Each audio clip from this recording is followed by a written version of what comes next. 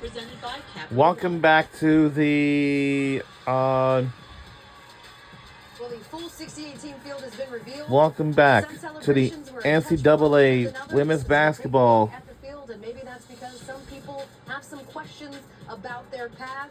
And good for us, Holly's joined by the chair of the Selection Show NCAA Special. Basketball Committee, Dorita Dawkins. Well, Dorita, thanks for joining us. And, I'm sure there were a lot of teams that felt they deserved that number one overall seed, but UCLA got it. What were some things you considered in giving the Bruins that? Well, there were two key factors between UCLA and South Carolina. One was the head-to-head matchup, and the other was one of our criteria, which is competitive in losses, and South Carolina suffered a 29-point loss to UConn.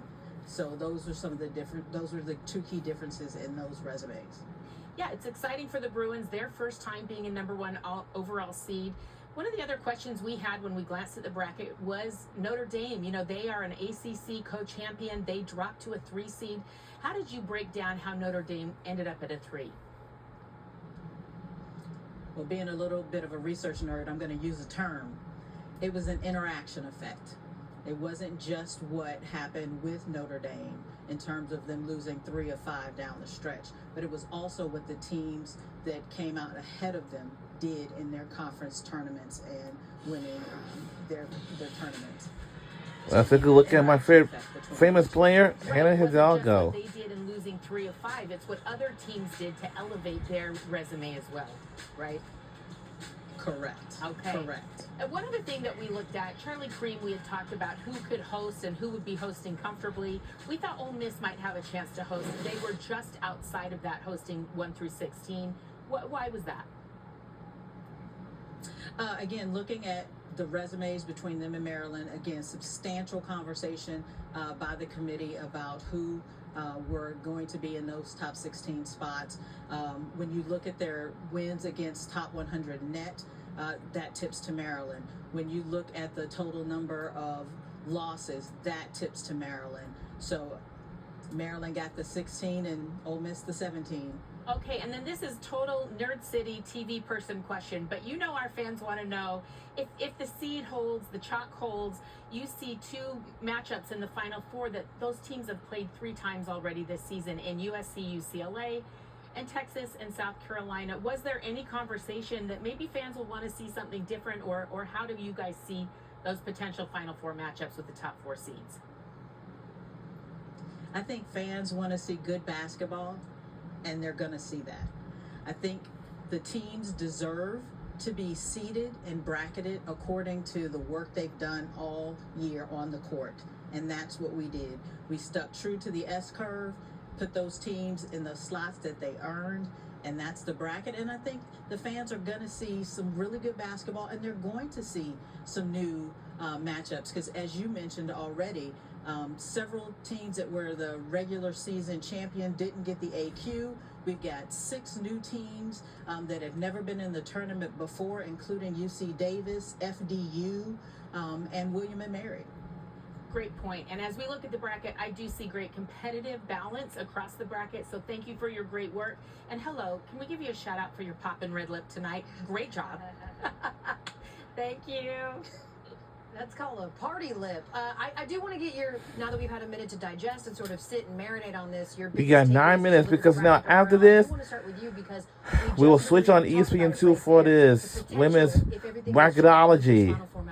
Well, yeah, if everything goes chalk, you have 2 semifinal games where teams are playing each other for the 4th time. And we know when you get to a conference tournament and you're playing each other for a 3rd time, the basketball tends to not be the prettiest because the teams know each other so well. So it'll be really interesting if it does go chalk and we've got these 2 teams playing for the 4th time and these 2 teams playing for the 4th. Charlie? And that's where the order of the number 1 seeds is such a big deal. We kind of knew who they were going to be, but it does matter the order that they're put in, and those are tough decisions the committee has to marinate on. And this is what they decided, and sticking to the S curve, I think that is important, but it does create what we might see in the Final Four, which for fans, and I think for us to some degree, may not be as ideal as we'd like. Well, when you look at it geographically, you've got you know, the two West Coasts, that's what, 2-3 time zones before you would get to Florida versus going out of Birmingham, one time zone. You have two West Coast teams that aren't, you know, really used to playing in that time zone. So what kind of advantage will it give the regions that are in Birmingham headed to the Final Four? You know, I'm just stuck because at the start of the show, I talked about rematches and how I wanted to see some of the best games that we have seen this season. You asked for it. I asked for it, but I got it too soon. I got it too soon. I'm stuck on UConn and USC, two of the biggest superstars in our game. That to me, and I know this probably is very far down on the committee's list of how they're deciding on where to put teams, but I do feel like there was some sort of scenario where we didn't see UConn USC so early in the tournament. We felt the exact same way last year when we knew we could potentially get an Iowa LSU Sweet 16 or Elite 8 matchup that we felt it was too early as well. But again, that's if everything goes chalk. Right, Certainly we'll see. Now that we've seen the full bracket, shall we give you some tips on how you should fill yours out? It's presented by Allstate. Since the tournament expanded to 64 teams in 94, top three seeds are 359-1 in the round of 64. That lone loss, number 1 seed Stanford, losing to 16 seed Harvard in 1998. Haven't seen it since. 1 seeds have won 11 of the last 12 titles, and all 42 champs have been seeded in the top 3. Just keep that in mind as you get ready. Okay, Harvard. Remember that the brackets are open, so go ahead and scan this QR code, download the ESPN Tournament Challenge app, fill out your brackets. We'll all be filling out brackets. You can compete with us. My brackets are never really all that good, but I do take ownership of picking NC State for a Final Four run last year. You're never going to let that. I'm never going to ever forget it. You shouldn't. I'll rub with that. Thank you, sir. Charlie Cream. Again, some of the reactions as the full field is set. A reminder, we're going over to E2 in just a moment to break it all down.